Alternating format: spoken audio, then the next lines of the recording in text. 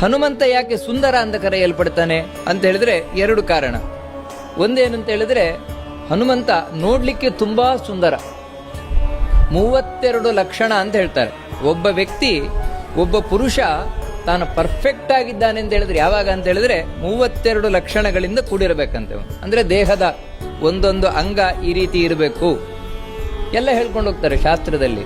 ಆ 32 ಲಕ್ಷಣಗಳಿಂದ ಕೂಡಿದ ಅತ್ಯಂತ ಸುಂದರ ಯಾರು ಅಂತ ಹೇಳಿದ್ರೆ ಹನುಮಂತ. ಅದಕ್ಕಾಗಿಯೇ ರಾಮನಿಗೂ ಹನುಮಂತನಿಗೂ ಭೇಟಿ ರಾಮಾಯಣದಲ್ಲಿ ಮೊದಲನೇ ಬಾರಿ ಆಗ್ತದೆ, ಕಿಷ್ಕಿಂಧ ಕಾಂಡದಲ್ಲಿ.